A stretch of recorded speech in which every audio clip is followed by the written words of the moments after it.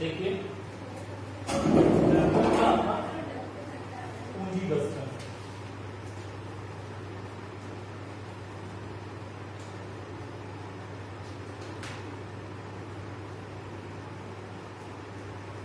Capital Bastar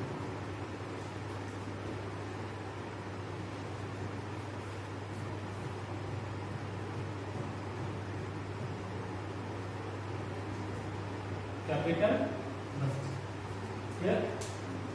capital और 9 से ही start 10 देखिए 10 का केवल एक ही करवा रहा हूं 10 क्वेश्चन जो है उसका वन पार्ट करवा रहा हूं। देखिए दो मशीनों के कार्यकारी परिणाम नीचे दिए गए हैं। The working result of two machines. Question number 9, 10.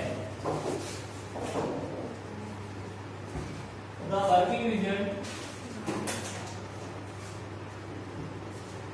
working results of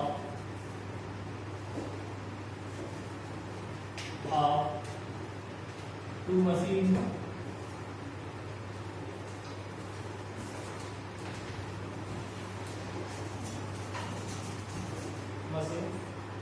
are given below.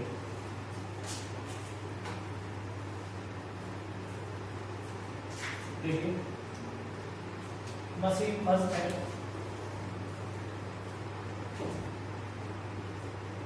अच्छा चैप्टर है। एग्जाम में 5 यूनिट में इस चैप्टर से क्वेश्चन आने के पूरे चांस। मशीन फर्स्ट है और मशीन सेकंड है। सबसे पहले आपको क्या दे दी कॉस्ट। कॉस्ट कितनी है 45,000 है तो इधर भी कितनी है 45। उसके बाद आपको दे दिया है सेल्स पर ईयर 1 लाख और इधर 80,000 ठीक। उसके बाद देखिए total cost per year total cost per year तो 36 और इधर है 30।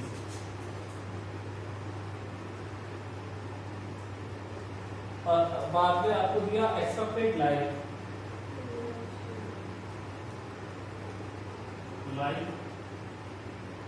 2 ईयर 3 ईयर 2 इयर्स 3 इयर्स ये एक्सपेक्टेड लाइफ आपको देखिए। अब आपको एआरआर पूछा है। देखिए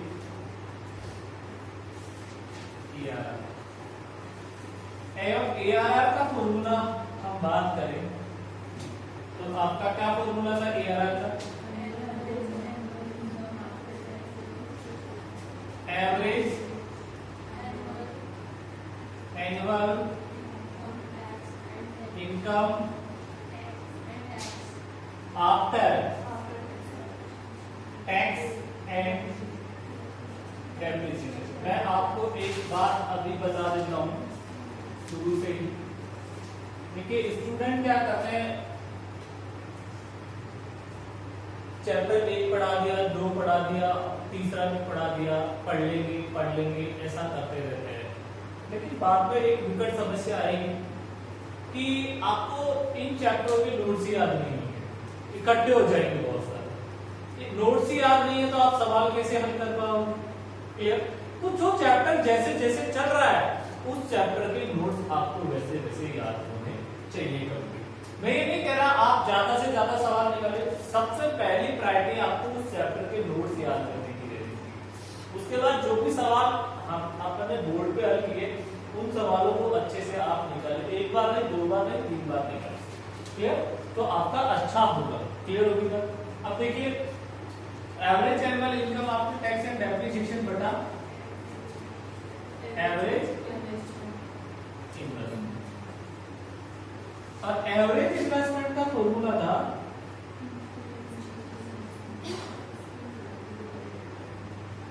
equal to initial investment plus scrap value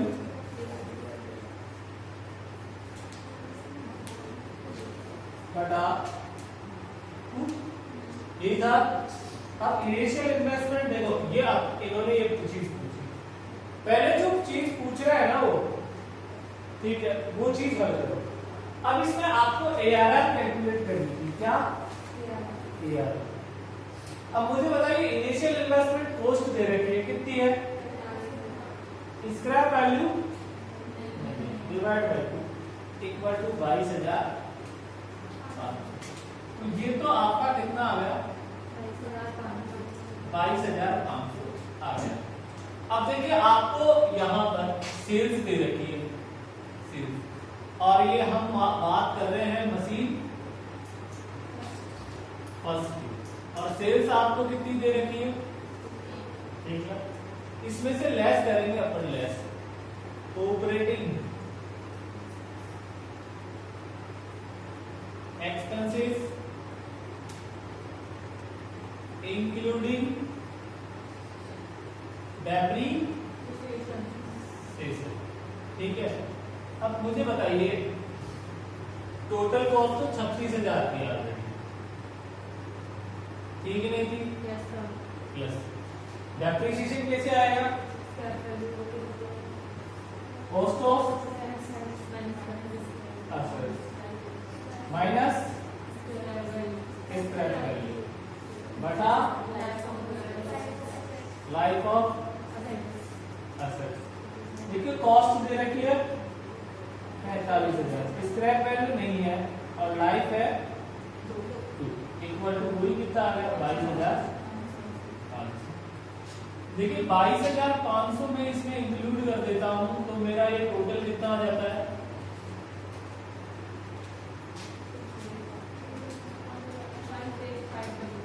58 तो बच गया कितना?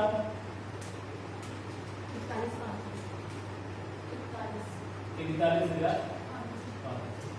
ये मेरा आ गया आपका EB, अर्निंग बिफोर टैक्स। इसमें परसेंट में टैक्स रेट दे रखी है क्या? नहीं है, तो मैंने यहाँ लेस किया टैक्स, बिल है मेरा, मेरा यहाँ पर EAT कितना आ गया? 41,500।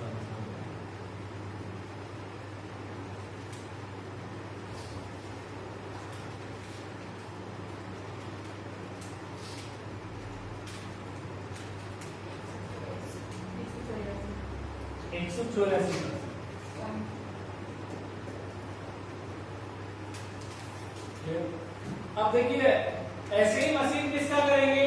सेकंड का कैलकुलेट कर लेंगे, और जिसका ARR सबसे ज्यादा आएगा, क्लियर, उसी मशीन को हम प्रेफर करेंगे, एक्सेप्ट करेंगे। क्लियर होगी बात?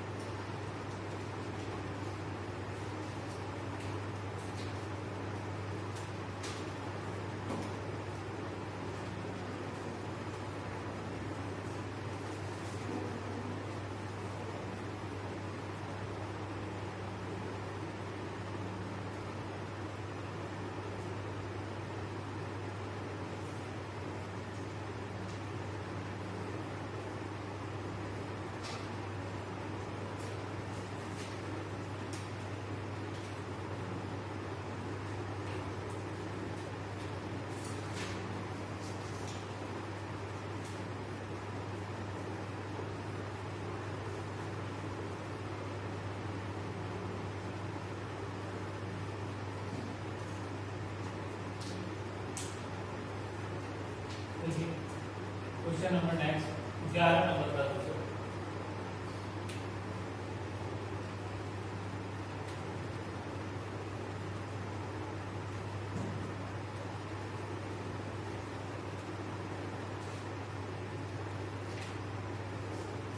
देखिए 11 नंबर के क्वेश्चन में देखिए क्वेश्चन की तरफ देखिए। ये क्वेश्चन आपके एग्जाम में काफी बार आया हुआ है ये क्वेश्चन, ठीक है। थोड़ा सा इसमें वो चेंज करता है। चेंज क्या करता है वो आपको एग्जाम समय में मैं बता दूंगा किस प्रकार से इसमें चेंज करके क्वेश्चन को पूछा जाता है। तो देखिए यहाँ कहा दो मशीनें ए और ब है कि औसत प्रत्यायदर आपको कैलकुलेट करनी है। देखिए समूह को की औसत प्रत्यायदर एवरेज रेट ऑफ रिटर्न निकालनी है, ठीक है। अब देखिए आपको मैं बार बार ये बता रहा हूँ कि जो पूछे अपना काम क्या था, जो पूछ रहा है उसी का हम करना, ठीक है। अब देखिए तो एआरआर का फॉर्मूला अपना क्या होता है, एवरेज एनुअल इनकम आफ्टर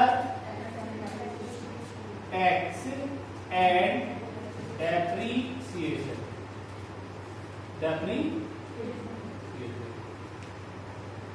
ठीक है, बटा एवरेज इन्वेस्टमेंट, एवरेज इन्वेस्टमेंट, ठीक है। एआरआर का ये formula clear.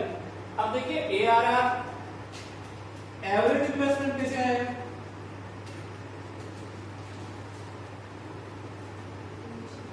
Equal to initial investment plus scrap value divide by, देखिए इनिशियल इन्वेस्टमेंट कॉस्ट दे रखी है, केवल मैं मशीन ए का हल करूंगा, मशीन ए, बी का आप ही हल करेंगे। तो देखिए इनिशियल इन्वेस्टमेंट है 56,100, scrap value 3,000 divide by 2 equal to कितना आ गया,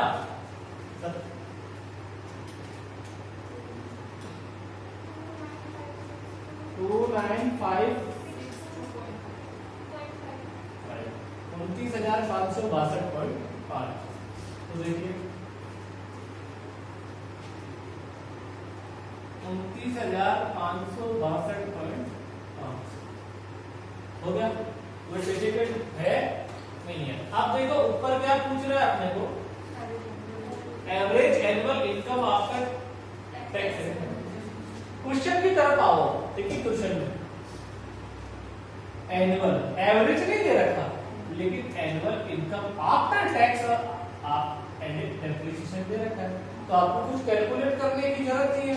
तो देखिए फर्स्ट ईयर का कितना था, 3,375 प्लस 5,375 प्लस 7,375 प्लस 9,375 प्लस 11,375। औसत निकालना है, आज का बाद में जोड़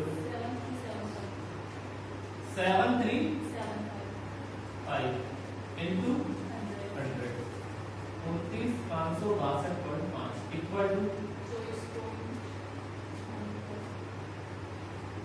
ये आपका पसंद होगा, क्लियर। हमारा आंसर 24.95, क्लियर। ऐसे ही आप किसका करेंगे, मशीन बी का हल कर लेंगे और कौन से मशीन को स्वीकार करेंगे। देखिए पेबैक पीरियड में तो जिसका पेबैक पीरियड सबसे कम आता है उसे प्रेफर करते हैं, लेकिन एआरआर में जिसका एआरआर सबसे ज्यादा आएगा उसे ही प्रेफर किया जाएगा। करिए फटाफट।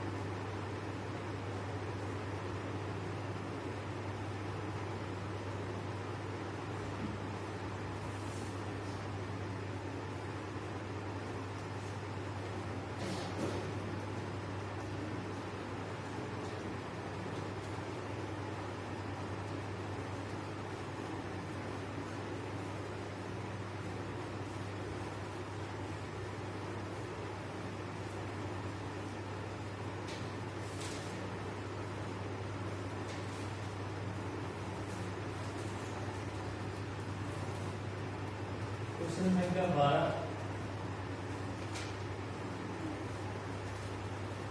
एक परियोजना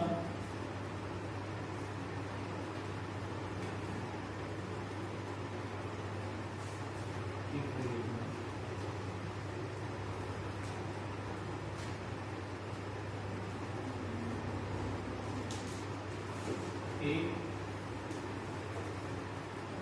10,000 रुपए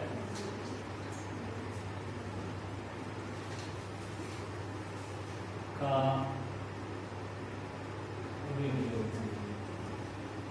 10,000 रुपए का क्या है विनियोग, जिसका अवशिष्ट मूल्य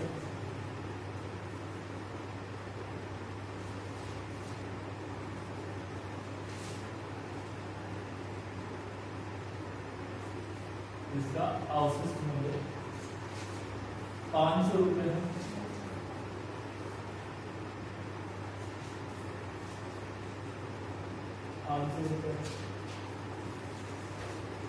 से निम्नलिखित रोकड़ प्रवाह होता है, से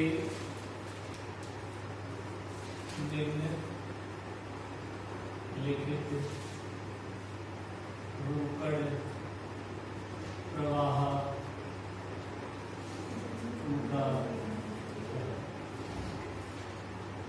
ईयर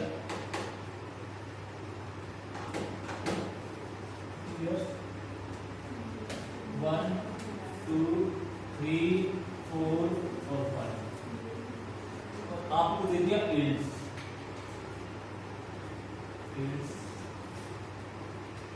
4,000 4,000 3,000 3,000 2,000।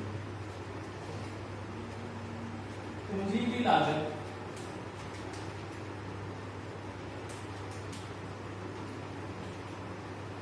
10% है। क्या विनियोग वांछनीय है?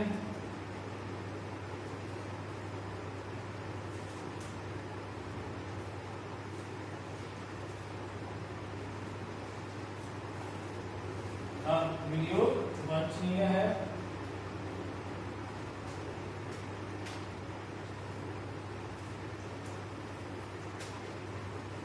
शुद्ध वर्तमान मूल्य विधि के अनुसार, शुद्ध वर्तमान मूल्य विधि के अनुसार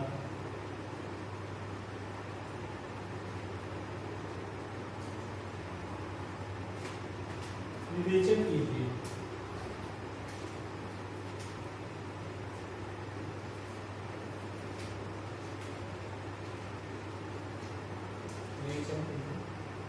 और आपको कह दिया वर्तमान मूल्य कारक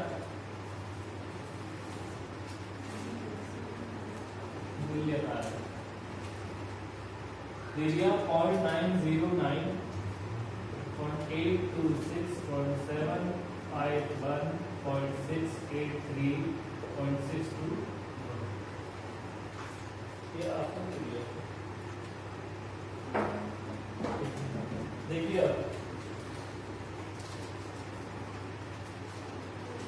देखिए क्वेश्चन नंबर 12 देख लीजिए।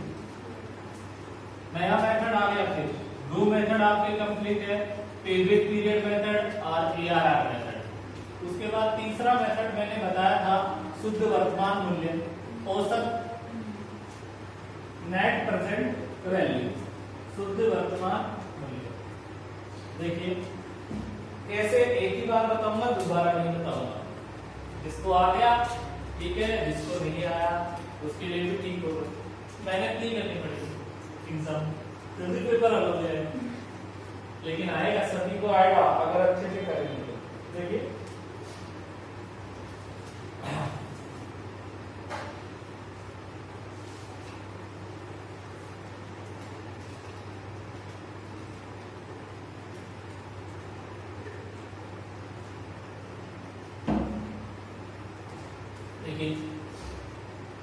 यहां पे बात कर रहे हैं एनपीवी। एनपीवी का फॉर्मूला था आपका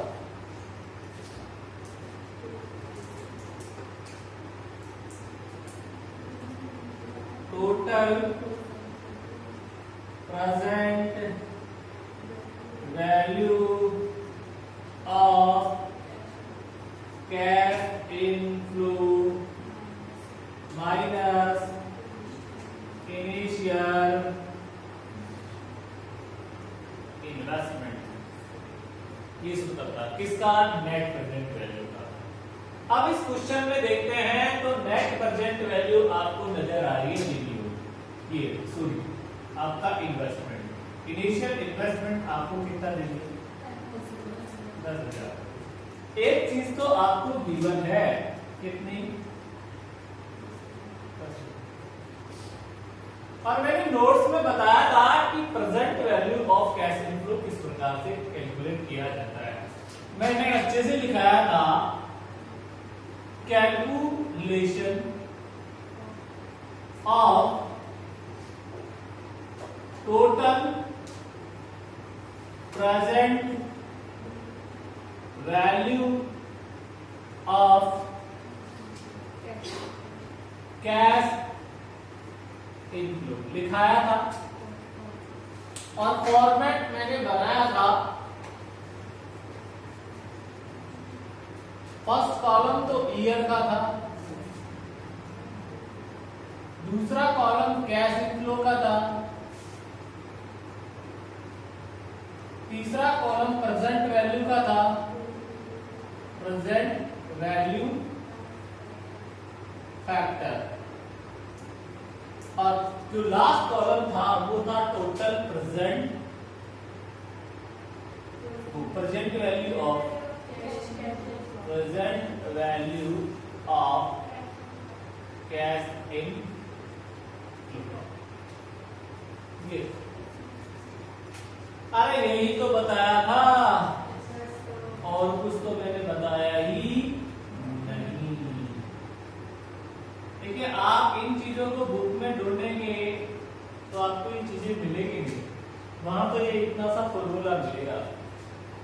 ठीक है, ये चीजें तो मैंने स्ट्रक्चर कर रखा है अच्छा, कि बच्चों के अच्छे से समझ में आ जाए। ठीक है, फिर भी बच्चे देखिए इस चैप्टर से काफी बार क्वेश्चंस आया।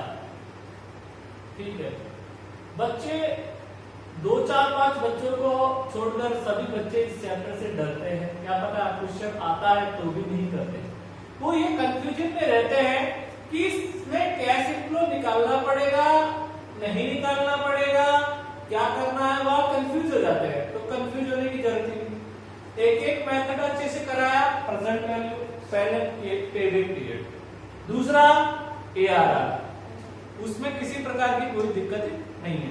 देखिए प्रेजेंट पेबैक पीरियड में तो I/C चाहिए, I/C चाहिए, तो आई या तो फॉर्मेट लिखा दिया उससे आप कैलकुलेट कर सकते हैं, और सी के लिए भी आपको फॉर्मेट लिखा दिया। सी का मतलब नेट एनुअल कैश इनफ्लो, और अधिकतर प्रश्न में दिया हुआ भी आता है।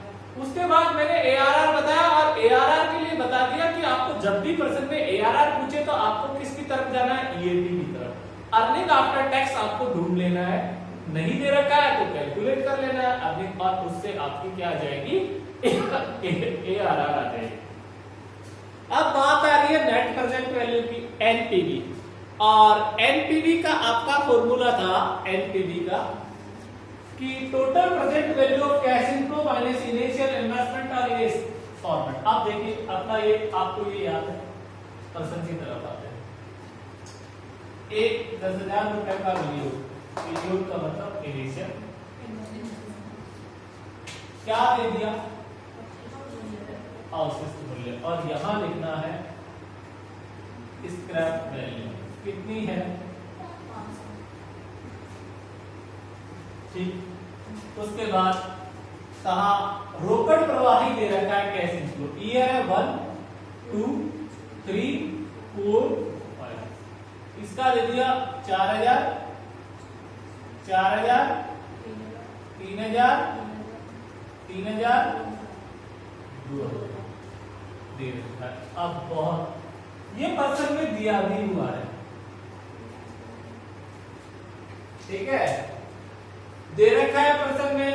यदि प्रश्न में नहीं दे रखा, क्लियर, ये तो परसेंट में दिया हुआ आ गया प्रेजेंट वैल्यू फैक्टर। अब प्रेजेंट वैल्यू फैक्टर की रेट कितनी है भाई?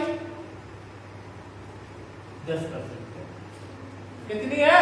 10%। या ये तो, या आप चाहे तो बुक के पीछे एक टेबल होती है प्रेजेंट वैल्यू टेबल, और बुक के पीछे जो प्रेजेंट वैल्यू टेबल होती है उसमें आप 10% फैक्टर को देख लीजिए, ठीक है।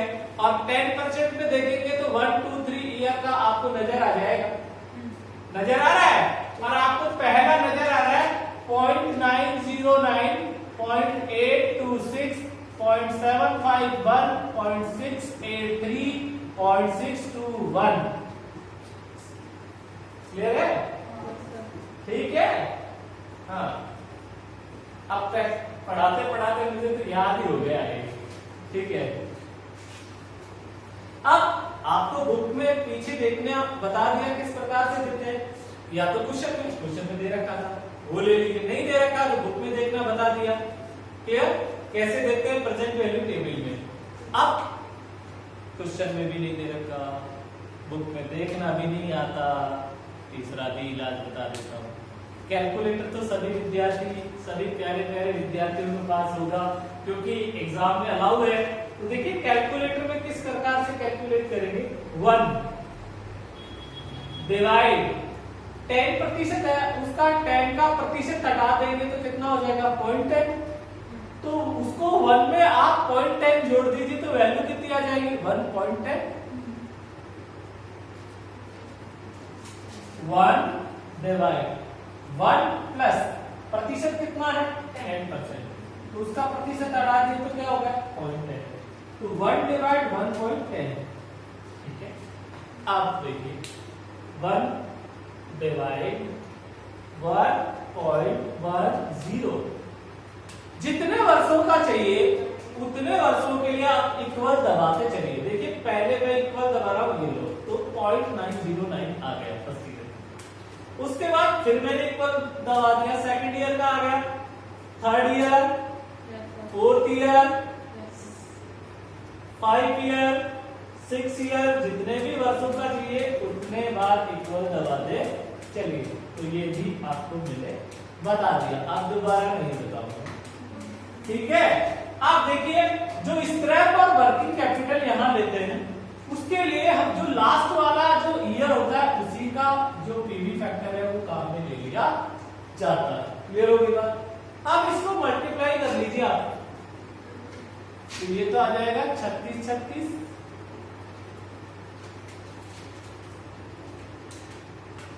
और 4000 इंटू 0.826, 3304,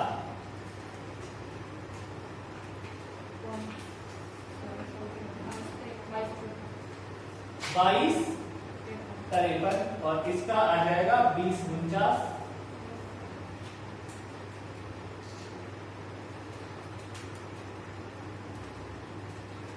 310.5,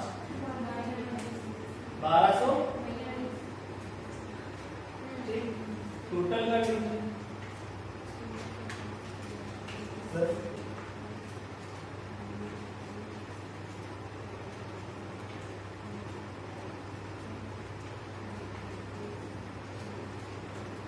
क्या गया?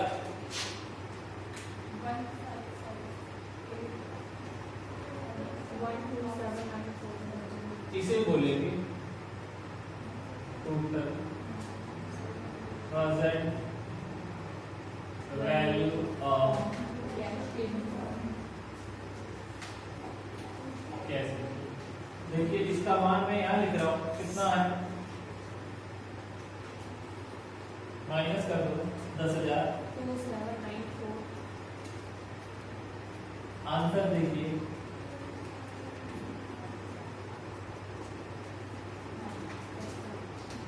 कॉपी कीजिए।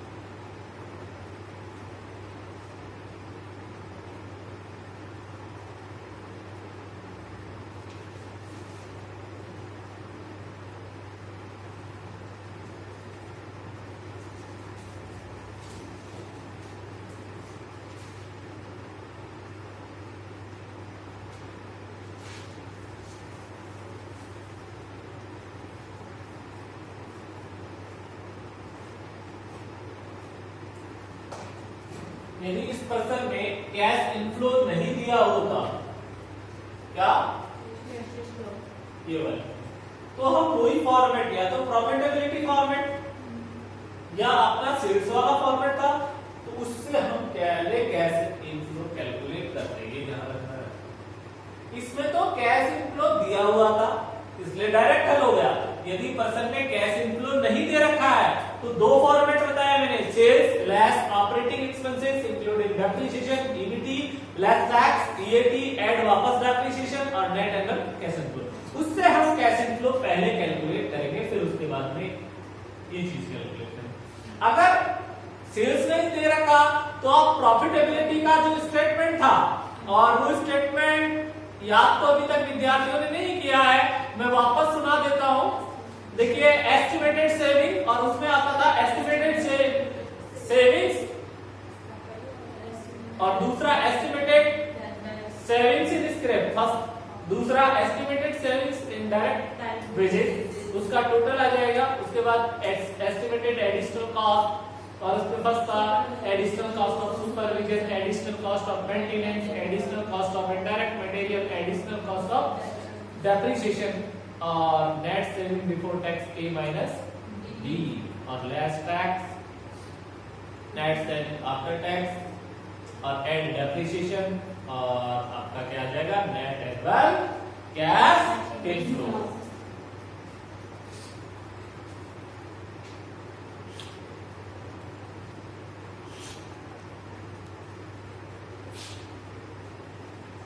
डेप्रिसिएशन का फॉर्मूला पता ही था, cost of assets minus scrap value बटा लाइफ ऑफ असेट्स। देखिए इसी पर्सन में अगर वर्किंग कैपिटल भी होती तो यहां पे लिख लेते और इसी से मल्टीप्लाई,